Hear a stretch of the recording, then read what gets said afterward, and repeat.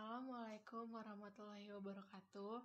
Perkenalkan, nama saya Chelsea Nancy Clemencia Tengker dari Fakultas Hukum Universitas Pancasila.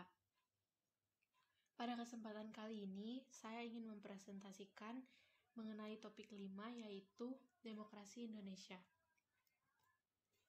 Demokrasi itu sendiri berawal dari bahasa Yunani, yakni demokratia. Kata ini terbentuk dari kata demos yang berarti rakyat, dan kratos yang berarti pemerintahan. Jadi dapat kita simpulkan bahwa demokrasi artinya adalah pemerintahan rakyat. Sedangkan demokrasi Pancasila adalah suatu sistem demokrasi yang berdasarkan pada asas kekeluargaan dan gotong royong yang bertujuan untuk kesejahteraan rakyat, memiliki kandungan berupa unsur-unsur kesadaran dalam bereligius, menjunjung tinggi kebenaran, budi pekerti luhur dan kecintaan, serta berkesinambungan dan berkepribadian Indonesia. Selain itu, saya juga ingin menjelaskan pengertian demokrasi Pancasila menurut para ahli. Yang pertama, menurut Prof. Darji Darmo Diharjo, pengertian demokrasi Pancasila ialah paham demokrasi yang bersumber dari kepribadian dan falsafah hidup bangsa Indonesia, yang perwujudannya seperti dalam ketentuan-ketentuan pembukaan Undang-Undang Dasar 1945. Yang kedua, menurut Prof. Notonegoro.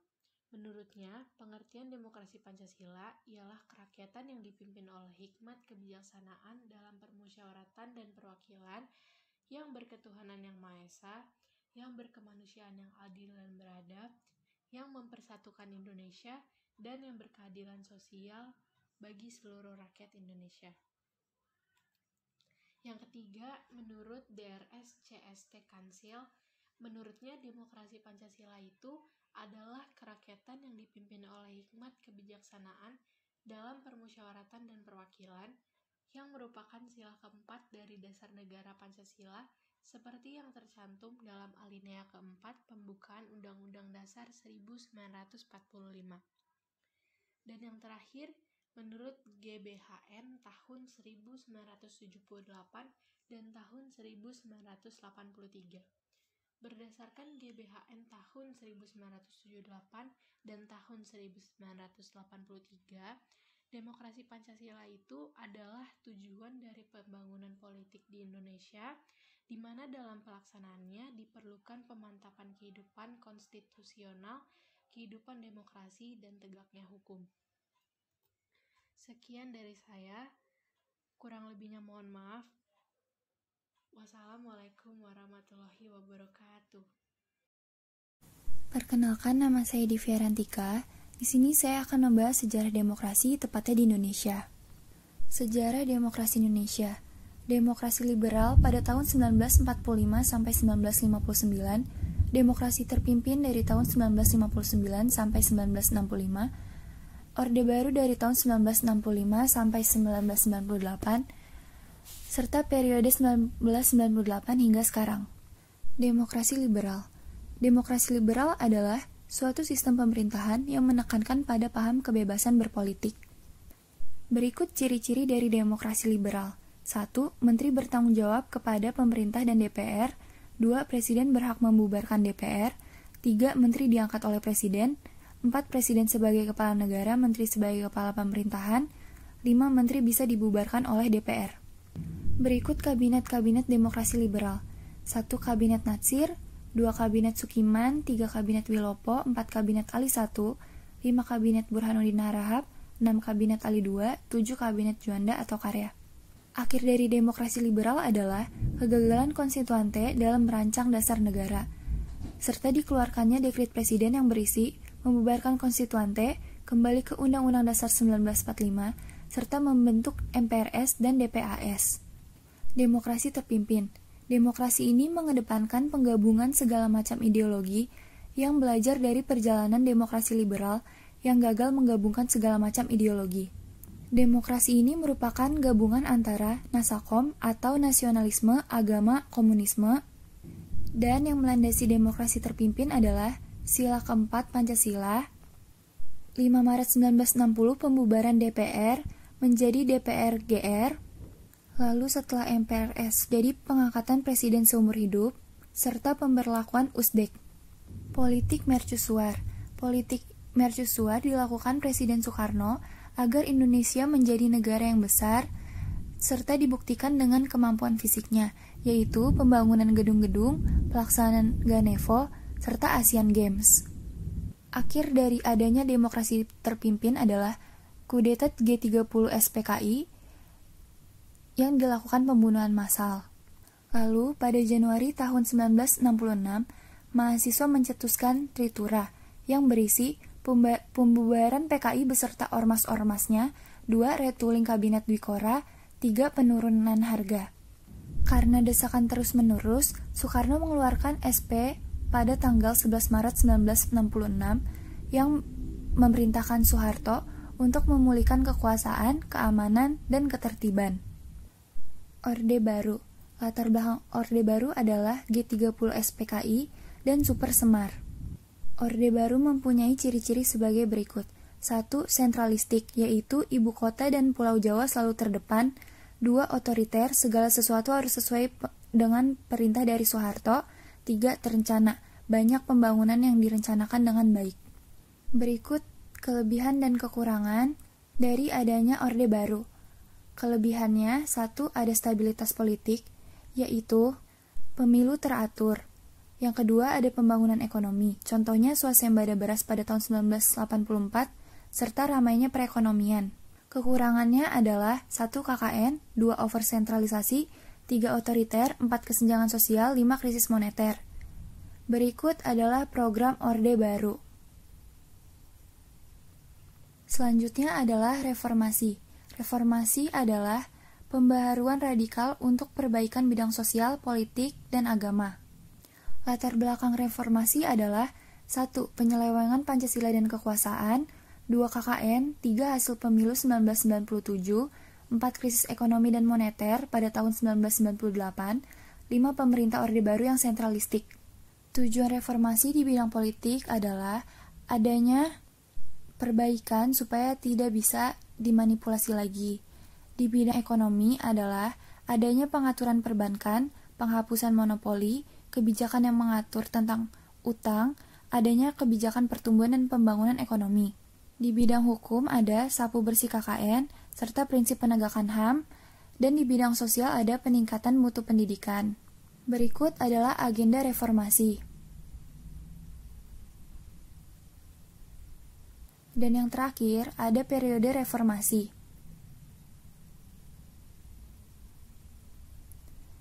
Cukup sekian, kurang lebihnya mohon maaf. Terima kasih.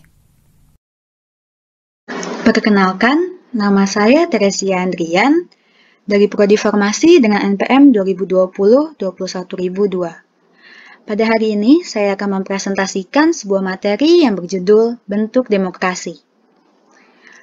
Ada beberapa bentuk demokrasi.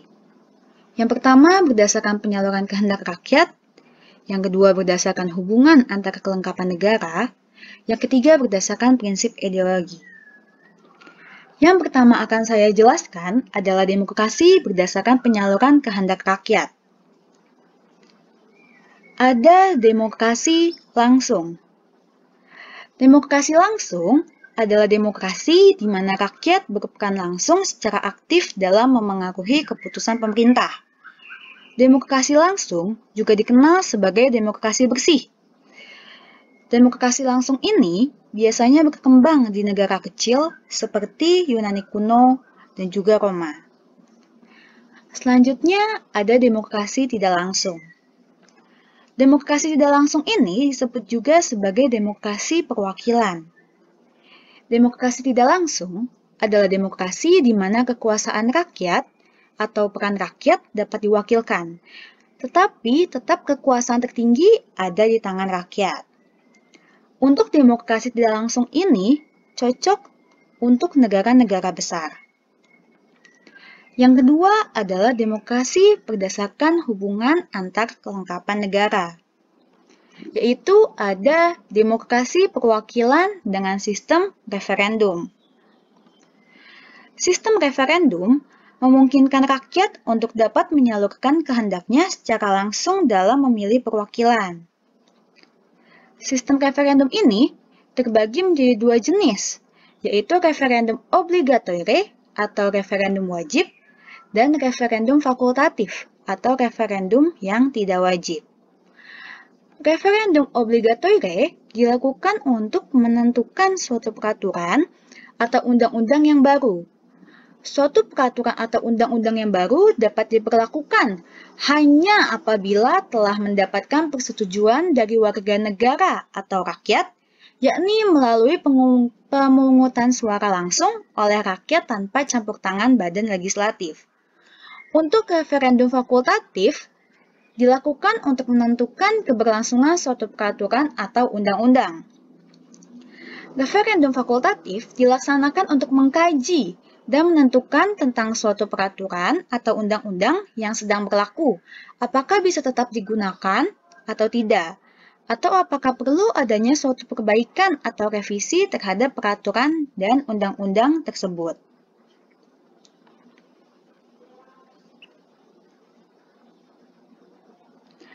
Selanjutnya adalah demokrasi perwakilan dengan sistem parlementer. Sistem parlementer dapat dilakukan karena badan eksekutif memiliki hubungan yang erat dengan badan legislatif dalam menjalankan roda pemerintahan di negara demokrasi tersebut. Dalam sistem parlementer, tugas dan kekuasaan eksekutif diberikan kepada Dewan Menteri. Menteri harus mempertanggungjawabkan semua hasil kerja dan kebijakan pemerintahan yang mereka buat kepada parlementer. Untuk kelebihannya, adanya partisipasi besar dari rakyat dalam melakukan pengawasan dan penyelenggaraan pemerintah. Dan kelemahannya adalah tidak stabilnya kedudukan dan kekuasaan lembaga eksekutif karena adanya ancaman dapat diberhentikan secara mendadak oleh lembaga perwakilan rakyat karena masalah penolakan kebijakan oleh parlemen, serta menyebabkan terjadinya krisis kabinet. Dapat lebih lanjut dari terjadinya krisis kabinet ini adalah program-program pemerintah tidak dapat berjalan secara maksimal dan juga efektif. Selanjutnya adalah demokrasi perwakilan dengan sistem pemisahan kekuasaan. Sistem parlemen kekuasaan ditandai dengan tidak adanya hubungan antara lembaga eksekutif dan lembaga legislatif. Hal ini merujuk kepada paham atau ajaran yang dibawa oleh seorang Montesquieu yang dikenal dengan ajaran trias politica. Paham atau ajaran trias politica memisahkan kekuasaan dalam suatu negara menjadi 3 bagian, yakni yang pertama kekuasaan eksekutif yang bertugas untuk menjalankan undang-undang, yang dipimpin oleh seorang presiden yang merupakan kepala negara dan pemerintahan dan dibantu oleh beberapa orang menteri. Yang kedua adalah kekuasaan legislatif yang bertugas untuk membuat undang-undang, dan yang ketiga adalah kekuasaan yudikatif yang bertugas untuk mengadili. Sistem pemisahan kekuasaan ini juga sering disebut sebagai sistem presidensial. Kelebihan sistem ini yakni pemerintah yang stabil. Menteri tidak dapat dibubarkan atau diberhentikan oleh badan perwakilan rakyat ataupun lembaga lain. Masa jabatan mereka ditentukan oleh presiden dan dapat diberhentikan hanya oleh presiden. Sedangkan kelemahannya dapat memicu adanya pemusatan kekuasaan yang berlebihan di tangan seseorang presiden, serta kurang atau terbatasnya partisipasi rakyat dalam melakukan pengawasan terhadap pelaksanaan pemerintah. Contoh negara yang menjalani sistem ini adalah USA. Selanjutnya, yaitu demokrasi perwakilan dengan sistem referendum dan inisiatif rakyat. Sistem ini adalah gabungan dari demokrasi perwakilan dengan demokrasi langsung. Mungkin sistem ini adalah sistem yang paling cocok untuk mengawal kinerja pemerintah, karena rakyat tetap memiliki kekuasaan melalui referendum. Nah, untuk yang ketiga, itu ada demokrasi berdasarkan prinsip ideologi. Ada yang pertama demokrasi liberal, Demokrasi liberal adalah demokrasi yang mengedepankan ideologi atas kebebasan individu setiap warga negaranya. Menganut sistem demokrasi liberal harus memperhatikan setiap hak dan warga negaranya agar roda pemerintahan dapat berjalan dengan baik. Lalu, yang kedua ada demokrasi rakyat. Demokrasi rakyat ini dapat dikatakan sebagai demokrasi yang lebih mengedepankan kepentingan negara dibandingkan dengan individu. Tidak boleh mengedepankan kepentingan individu yang dapat menghambat kedaulatan rakyat. Dan yang ketiga adalah demokrasi Pancasila. Pasti sudah tidak asing dengan demokrasi Pancasila ini ya bagi teman-teman. Demokrasi Pancasila adalah sistem demokrasi yang dilakukan berdasarkan nilai-nilai luhur yang terkandung dalam Pancasila. Demokrasi ini dijalankan dengan tujuan untuk dapat menyejahterakan kehidupan rakyat, bangsa, dan negara. Sekian materi dari saya, dan saya ucapkan terima kasih. Jadi, di sini saya akan menjelaskan tentang perkembangan demokrasi di Indonesia. Secara umum, periode demokrasi dapat dibagi menjadi 4, yakni yang pertama, demokrasi parlementer atau liberal pada tahun 1950 sampai 1959. Yang kedua, demokrasi terpimpin pada tahun 1959 sampai dengan 1966. Yang ketiga, demokrasi Pancasila pada tahun 1966 sampai 1998. Dan yang terakhir, reformasi pada tahun 1998 hingga kini. Demokrasi parlementer atau demokrasi liberal pada tahun 1950 sampai 1959 memiliki karakteristik antara lain parlemen memegang kekuasaan politik sangat besar. Sistem multipartai atau parlemen terdiri dari wakil-wakil partai yang berasal dari beragam aliran atau ideologi. Pengawasan yang ketat dari parlemen menyebabkan akuntabilitas pejabat negara sangat tinggi. Kabinet pemerintahan koalisi tidak stabil dan kerap berganti. Pemilu 1955 terlaksana sangat demokratis. Dan yang terakhir, hal berserikat dan berkumpul terjamin dengan jelas. Peralihan demokrasi parlementer atau demokrasi liberal. Yang pertama, instabilitas politik dan pemberontakan di berbagai daerah. Yang kedua, pemulihan dilakukan dengan mengakhiri demokrasi parlementer dan menerapkan demokrasi terpimpin. Dan yang terakhir, Dekret Presiden 5 Juli 1959 membubarkan konstituante dan kembali ke Undang-Undang Dasar 1945. Demokrasi terpimpin pada tahun 1959 sampai 1966 memiliki karakteristik sistem kepartaian melemah karena kekuasaan presiden yang semakin besar, peran kontrol DPR gotong royong, DPR GR melemah, pemilu tidak terselenggara, upaya konsolidasi kekuatan politik dengan cara pembentukan kabinet gotong royong yang mewakili semua fraksi dan partai, upaya konsolidasi kekuatan politik dengan cara pembentukan Dewan Nasional yang dibentuk dari golongan fungsional, sentralisasi kekuasaan di tangan presiden, kewenangan daerah terbatas, kebebasan pers dibatasi, sejumlah media dibredel. Peralihan demokrasi terpimpin. Yang pertama, kudeta gagal PKI lewat G30S pada 1965. Yang kedua, kepemimpinan yang dijalankan tidak memperbaiki kemelut ekonomi dan sosial. Dan yang terakhir, Soekarno tersingkir dari kekuasaan dan digantikan oleh Soeharto. Demokrasi Pancasila atau Orde Baru pada tahun 1966 sampai 1998 memiliki karakteristik yang pertama, kekuasaan presiden sebagai kepala negara dan kepala pemerintahan sangat tinggi, partai politik dibatasi jumlah dan peran politiknya, pemilu terselenggara teratur setiap 5 tahun, tidak ada pergantian kekuasaan politik, Soeharto berkuasa selama 5 periode pemilu, rekrutmen politik bersifat tertutup, peran militer sangat kuat dengan konsep dui fungsi ABRI, dan yang terakhir kebebasan pers dibatasi, pemberedelan media massa kerap terjadi. Peralihan demokrasi Pancasila atau Orde Baru pada tahun 1966 sampai 1998. Yang pertama, di akhir Orde Baru perekonomian kacau, harga BBM dan kebutuhan pokok melambung. Yang kedua, demonstrasi massa dimotori mahasiswa menuntut reformasi dan mundurnya Soeharto. Yang ketiga, pemerintahan mendek akibat sebagian besar materi menteri mengundurkan diri. Dan yang terakhir, Soeharto mengundurkan diri sebagai presiden pada 21 Mei 1998.